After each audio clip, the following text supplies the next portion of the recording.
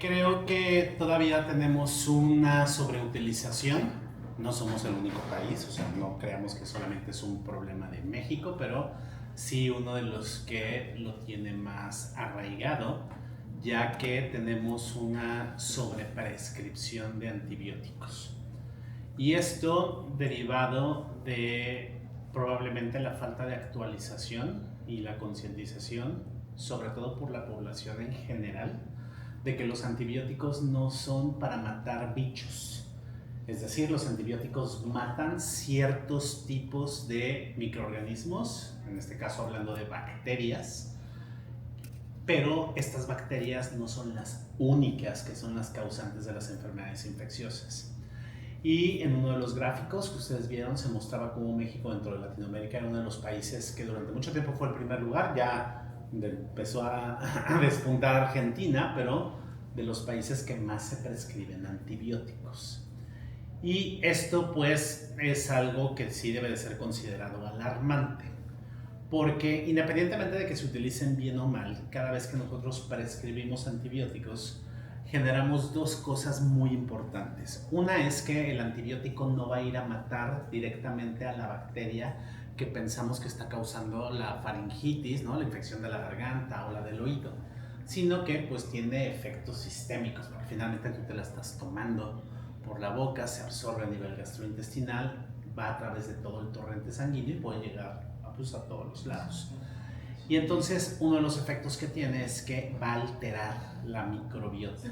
Principalmente la microbiota intestinal, pues porque es la que tenemos en mayor abundancia, pero potencialmente podría ocasionar alteraciones incluso en la microbiota vaginal, en la microbiota respiratoria, en la microbiota dermatológica, pero donde vemos más, o por lo menos estamos un poquito más sensibilizados, es en la microbiota gastrointestinal.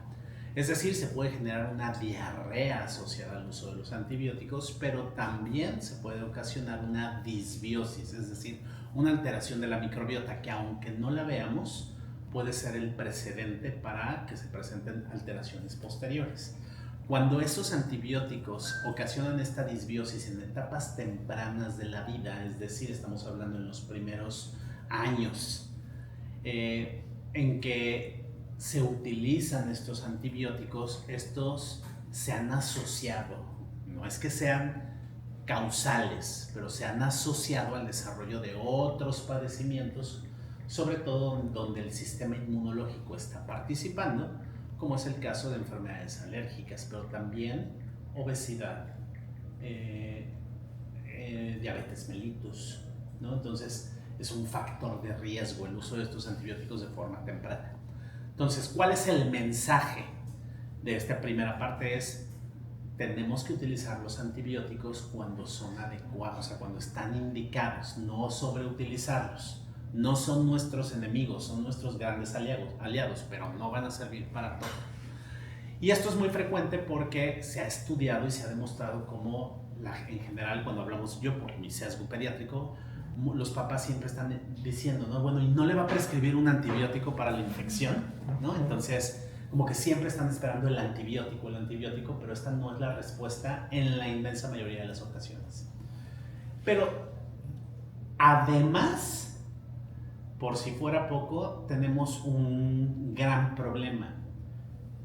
Cada vez tenemos mayor resistencia a los antibióticos. ¿Por qué? Pues porque los microorganismos se defienden, ¿eh? Y se defienden de formas muy, muy eficaces y de formas normales, o sea, es parte de su normalidad el tenerse que estar defendiendo de estos componentes que los pueden matar.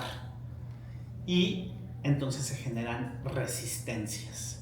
Y eso dentro de los propios genes, dentro del propio material genético de los microorganismos, se pueden intercambiar a veces esta información. Entonces se habla de que adquieren genes de resistencia, se crean genes de resistencia a antibióticos, y eso lo que genera es que después empiezan a compartir toda esta información, y entonces otras bacterias que a lo mejor no estaban o no tenían ese gen de resistencia lo van adquiriendo, y en el caso de que lleguen a desarrollar una enfermedad, pues los antibióticos con los que contamos pues ya no van a servir. ¿Me explico? Entonces sí es un problema. Entonces estamos hablando de las superresistencias. O sea, microorganismos que van a tener dentro de su material genético superresistencias y que si se ven involucrados en alguna infección, pues no vamos a poder contar con un antibiótico. Y la verdad es que, si bien es cierto, desde el descubrimiento de la penicilina hasta hace unos años o unas décadas, el descubrimiento, el desarrollo de nuevos antibióticos, pues fue muy acelerado. Actualmente la verdad es que es muy poco o nula, ¿no? O sea, ya no se pueden generar más antibióticos, ya no hay para crear nuevos mecanismos de acción. Entonces, sí es una alarma mundial y en México también lo tenemos que tomar en cuenta.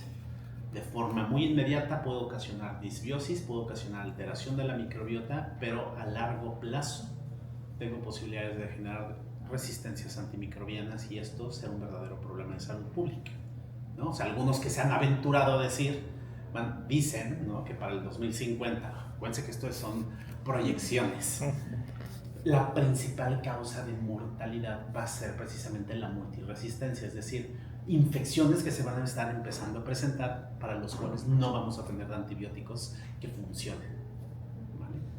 Eso es el punto. Es muy buena pregunta. No, aquí el pensar que el antibiótico es una bomba nuclear que mata toda vida, no funciona así. Va a matar a las que sean más susceptibles de que puedan morir, porque hay algunas otras que son medio resistentes. Y pues sí, como se lo podrán imaginar, las que más sufren son las que resultan ser casi siempre las más benéficas para nosotros y las que muchas veces resisten el antibiótico o bien al estas benéficas estar subrepresentadas porque barrimos mucho, las potencialmente patógenas que aunque forman parte de nuestra microbiota empiezan a estar sobrerepresentadas. ¿Me explico? Es como si de repente, no es que en una civilización o en un pueblo no haya gente que pues quiera robar, pero saben que no pueden robar porque a lo mejor va a haber consecuencias. Pero si de repente, pum, los que los mantenían cuidados ya no están, pues entonces empiezan a hacer de las suyas, ¿vale? Entonces los potencialmente patógenos empiezan a estar sobrerepresentados y pueden ocasionar enfermedades. Entonces no matan a todas, matan a ciertos y casi siempre son las benéficas. Sin embargo, a pesar de eso, se habla de la capacidad de resiliencia. Primero de resistencia que tiene la microbiota, o sea, no significa que ante el primer antibiótico que yo esté consumiendo, ¡pum!, eso se va a barrer. Pero porque hay cierta resistencia, sí existe una resiliencia, es decir, la capacidad aplicada en este punto, la capacidad de regresar como a su estado normal. Pero es como que regresan los microorganismos, pero ya están como atontados, es decir, ya no están haciendo necesariamente lo mismo. Y además regresan con estas resistencias bacterianas, es decir, con esta resistencia a los antibióticos, lo que se conoce como resistosoma, ¿no? O sea, ese conjunto de material genético que está asociado a la resistencia a los antimicrobianos. Entonces la respuesta a eso es sí, sí puede regresar, pero regresa un poco más en apariencia porque su función puede verse mermada. Digo, la primera estrategia, o sea, dentro de las intervenciones que se hacen para mantener una adecuada microbiota es, de verdad, aunque se oiga muy trillado, tener un adecuado estilo de vida. Si nosotros tenemos una buena alimentación, una buena hidratación, por buena alimentación estoy hablando de una alimentación variada, una alimentación en la cual se incluyan fibras contenidas en verduras, frutas, cereales de grano entero, pero sobre todo, y eso lo puedo hacer, lo más fácil de hacer es tener una alimentación lo más variado posible. Teniendo una buena hidratación, durmiendo bien, no fumando, no tomando en exceso, no estresarnos, todos esos factores afectan la microbiota, ¿vale? Hay diversos estudios que demuestran esto. Pero sin duda alguna la alimentación es uno de los más importantes, no es el único, pero es uno de los más importantes. Tengo mayores posibilidades de tener una adecuada salud en ese ecosistema de la microbiota si cumplo con todas estas cosas. Pero hay otros factores externos como el uso de medicamentos y dentro de esto los antibióticos, que son uno de los primeros que pueden afectar. Entonces, ¿qué estrategias se pueden hacer? Pues de forma indirecta, uno, pues Si yo estoy prescribiendo antibióticos porque me puedo por infecciones, pues tratar de minimizar el número de esas infecciones. ¿Y cómo puedo hacer eso? Pues la vacunación es una estrategia. Oye, pero ¿qué tiene que ver el que me ponga la vacuna o que tenga mi esquema de vacunación completo? Pues si tienes tu esquema de vacunación completo, se reducen las posibilidades de que te enfermes de cualquier, o sea, de las cosas para las cuales estás previniendo, y hay menores posibilidades de que se te prescriba un antibiótico por ese proceso infeccioso. Entonces esas son cuestiones preventivas de forma indirecta.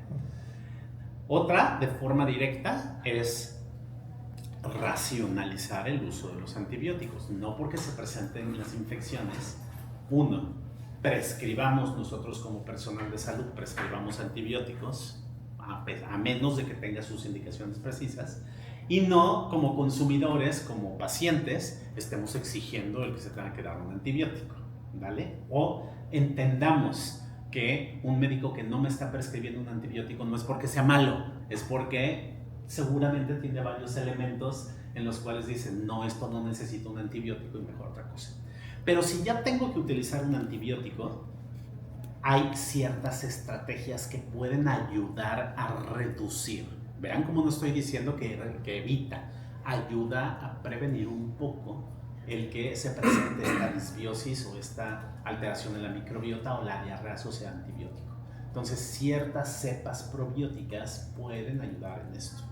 Pero el dejarle la responsabilidad de todo esto que hemos comentado, entonces es un probiótico, una cepa probiótica el que tiene que evitar esto, no, o sea, esto es el último paso que tengo que hacer, todo lo previo de tener un buen estilo de vida, una buena alimentación, un esquema de vacunación completo, una prescripción racionalizada y adecuada de los antibióticos, finalmente son las que más van a tener impacto.